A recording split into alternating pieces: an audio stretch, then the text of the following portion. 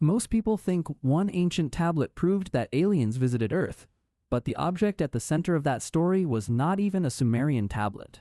The object was a tiny Akkadian cylinder seal called VA-243, made in the late 3rd millennium BCE and later turned into a giant modern myth.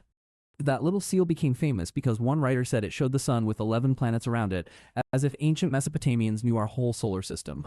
If that claim were true, it would mean ancient people knew things that normal history says they could not possibly know. But the real story is stranger, smarter, and far more useful than the alien version, because it shows how a real object can be pulled out of context. By the end of this script, you will see what VA-243 really is, what Zecharia Sitchin said about it, why scholars reject that reading, and why the myth still lives. Before we even touch the alien claim, we need to fix the first mistake in the title people usually hear. VA-243 is not a big story tablet covered in long lines of cuneiform that tell a dramatic tale about visitors from the sky. It is a small cylinder seal impression, the kind of object used in ancient Mesopotamia for marking identity, ownership, devotion, or administration. That matters because a seal and a tablet do very different jobs, and people often hear the word tablet and imagine a hidden report. The seal comes from the Akkadian or Sargonic world, not from the exact category people mean when they say the one Sumerian tablet. Even that small correction changes the mood of the story, because we move from secret archive to ordinary ancient object almost immediately. Still, ordinary ancient objects can become extraordinary in modern culture when someone gives them a dramatic new meaning. That is exactly what happened in the 20th century, especially after Zecharia Sitchin made VA-243 one of his signature proof objects. Sitchin became famous through his Earth Chronicles books, starting with the 12th planet in 1976, and his ideas spread far beyond academic circles. He argued that ancient Mesopotamian texts preserved real memories of extraterrestrial visitors called the Anunnaki, who came from a hidden world called Nibiru.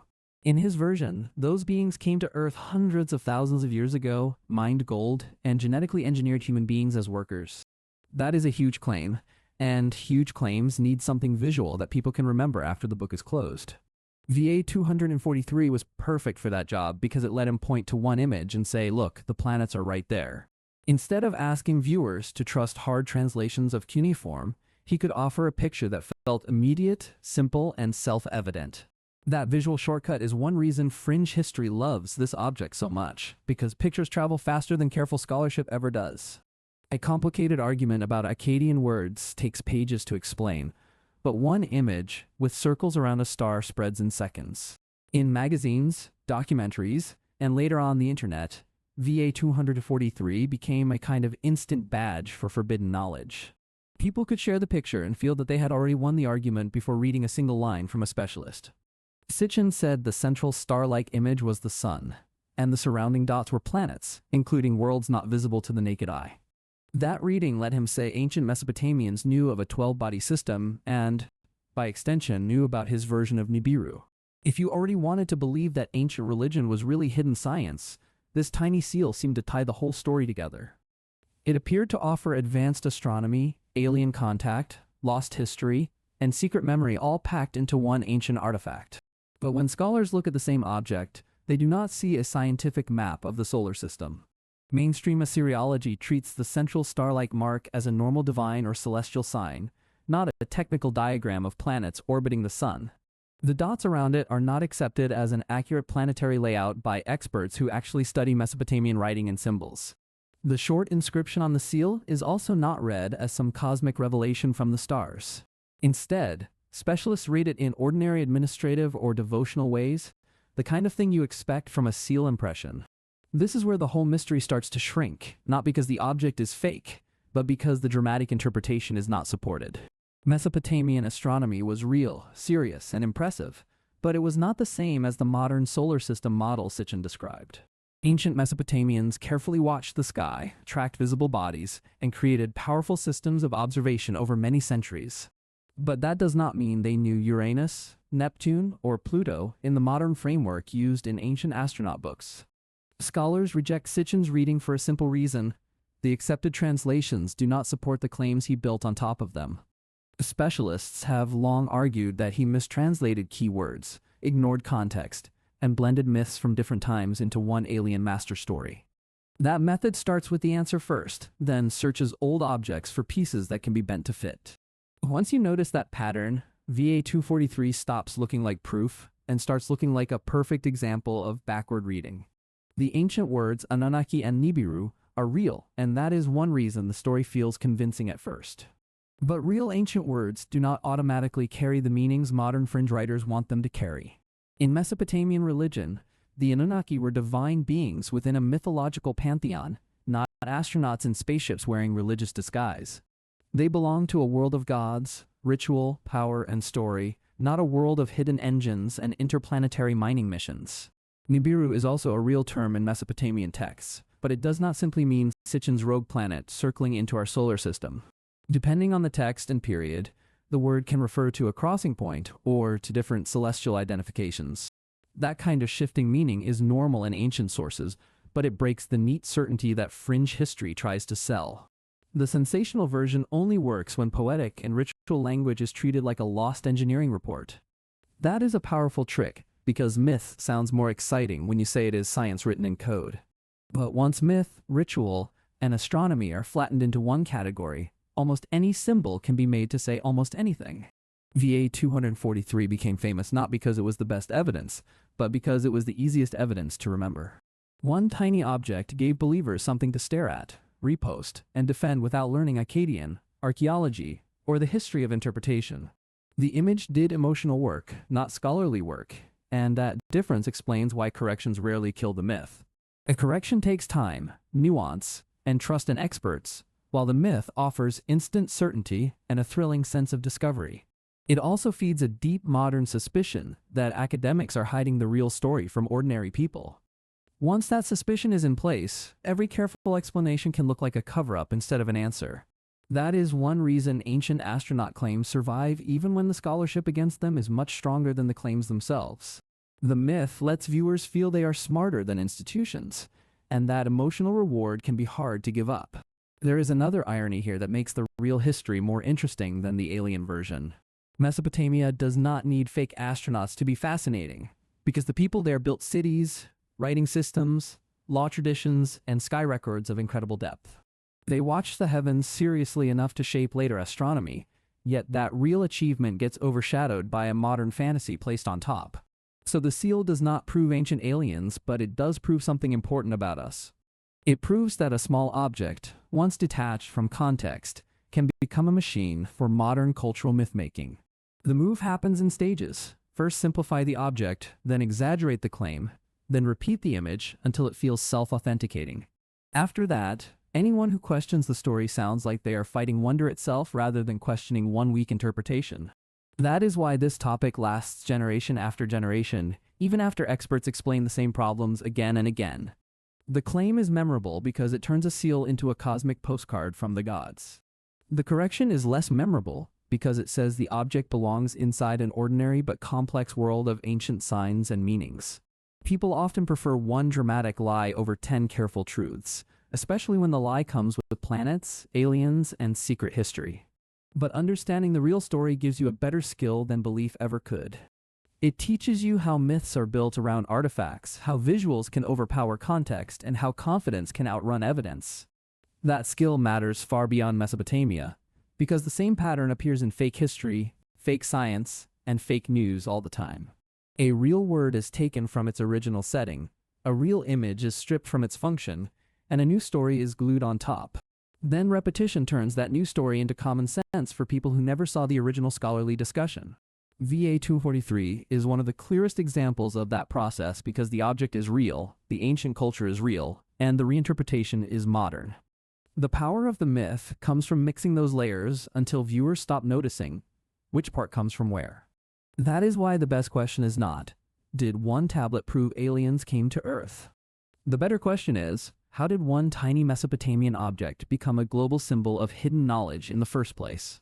The answer is not ancient space travel. The answer is modern storytelling, selective reading, and a very sticky image. Once Sitchin attached VA243 to the Anunnaki and Nibiru story, the seal stopped being just an artifact and became a pop culture engine. That engine still runs because it offers a complete emotional package: mystery, rebellion, wonder, and the thrill of beating the experts. Yet the experts are not saying ancient Mesopotamia was dull or naive or incapable of serious thought. They are saying that real evidence matters more than exciting projections laid on top of old symbols. That is a much harder message to market, but it is also the only one that can survive careful reading. If you strip away the hype, the real lesson of VA 243 is not that the ancients hid alien science in plain sight. The real lesson is that modern people are very good at turning fragments of the past into mirrors for their own desires. Some people want mystery, some want rebellion, some want proof that religion and science were once the same secret language. A tiny seal can carry all of that weight if enough people keep repeating the same dramatic reading. So when you hear that one Sumerian tablet started the Ancient Astronaut Theory, remember 3 corrections right away. It was not the start of the whole theory, it was not really a Sumerian narrative tablet, and it did not prove the solar system claim. What it started, or at least amplified, was one of the strongest visual myths inside modern fringe history. That is still a remarkable story, because it shows how belief can grow around an object far beyond what the object itself can support. And once you see that clearly, VA 243 becomes more valuable, not less valuable, because it teaches media literacy through ancient history. If you want another story where one real historical detail grew into a much bigger legend, watch the next episode and keep testing every easy myth against the evidence. There is also a basic museum lesson hidden inside this whole debate. A seal impression is a working object from a living society, and working objects usually make sense when you ask what they were used for first. When that first question is skipped, people jump straight to the most dramatic possible meaning. That is how ordinary symbols become loaded with modern fantasy. Think about how easy it is for a modern logo, emoji, or icon to be misunderstood outside its original system. Now stretch that problem across thousands of years, a dead language, and an audience hungry for secrets. The chance of bad interpretation goes up very fast. Real Assyriologists spend years learning language, context, chronology, and scribal habits precisely because symbols do not explain themselves. A single sign can change meaning depending on time, place, genre, and the object carrying it. That slow training is the opposite of the one-glance certainty offered by ancient astronaut books. The books say the image speaks for itself, but ancient evidence almost never speaks for itself. It speaks through context, and context is exactly what gets removed when mythmakers need speed. Another reason VA 243 caught on is that it arrived at the perfect modern moment. By the late 20th century, space travel, science fiction, Cold War secrecy, and distrust of authority had trained audiences to expect hidden cosmic truths. Ancient alien stories fit that mood perfectly. They made old religion look technological and made archaeology feel like a crime scene the experts had failed to solve. A small Mesopotamian seal could therefore become a gateway into a much larger modern fantasy landscape. Once television joined the process, the problem grew stronger. A camera can zoom in on the seal, add music, draw circles around the dots, and create a feeling of revelation in seconds. The viewer sees a visual pattern first, and only later hears that specialists disagree. By then, the emotional conclusion is already planted. That is why good scholarship often loses the first battle. It explains after the image has already done its work. There is also a lesson here about how real complexity gets punished in public conversation. If a scholar says Nibiru has multiple meanings depending on text and period, that sounds cautious but not exciting. If a fringe writer says Nibiru is a hidden planet carrying advanced beings, that sounds bold, clean, and memorable. The simpler story spreads even when it fits the evidence much worse. That pattern is not unique to Mesopotamia. It appears anywhere uncertainty meets audience hunger for one dramatic answer. Even the phrase Ancient Astronaut Theory helps the myth, because theory sounds stronger than speculation. In science, a theory is built from tested evidence, but in pop culture, the word often means an exciting possibility people enjoy repeating. VA 243 gained power inside that blurred space between technical language and entertainment language. The object looked old, the terms Anunnaki and Nibiru were real, and the final story sounded scientific enough for non-specialists. That mixture gave the myth a strange durability. People could feel they were following evidence while actually following a narrative built from selective reading. It is worth saying again that none of this makes ancient Mesopotamians less impressive. Their world produced rich myths, developed writing early, built state systems, and watched the skies with striking discipline over many centuries. The real civilization is astonishing without adding spaceships. Sometimes fake wonder covers real wonder instead of expanding it. So the strongest response to the myth is not mockery. It is better history and better reading habits. Ask what kind of object this is, what specialists say about its language, how symbols functioned in that culture, and who benefits from the dramatic reinterpretation. Those questions do not kill wonder. They protect it from being hijacked by bad evidence. And once you start asking them, VA 243 becomes less a proof of alien contact and more a proof of how modern myth gets engineered. One more correction matters for the history of the idea itself. The ancient astronaut movement did not begin with VA 243. Modern ancient astronaut literature already existed before Sitchin, and sensational books in the late 1960s had already made the larger concept famous. VA 243 became important later as one of the best-known Mesopotamian proof objects inside that pre-existing movement. So the seal did not create the whole belief system from nothing. It strengthened one branch of it by giving the story a memorable image tied to the Anunnaki. That detail matters because myths often rewrite their own origin stories too. They make one artifact seem like the single spark, when the real process is usually a chain of writers, audiences, and repeating media. That chain is easier to miss than one dramatic beginning, but it is usually the true history. The longer this story survives, the more people forget they are looking at a 20th century interpretation of a 3rd millennium BCE object. That time gap should make anyone more careful, not less careful. If a claim jumps thousands of years and still depends mostly on one modern popularizer, skepticism is not cynicism, it is good method. This is why VA 243 remains so useful to study. Even if you do not care about aliens at all, the seal teaches how evidence gets simplified, dramatized, and sold. Once you see that process here, you start seeing it everywhere. Another good habit is to ask whether the exciting interpretation appeared in the ancient text tradition itself or only in a modern commercial retelling. With VA 243, the sensational reading belongs to the modern retelling. That does not end curiosity. It simply points curiosity toward the real history of interpretation.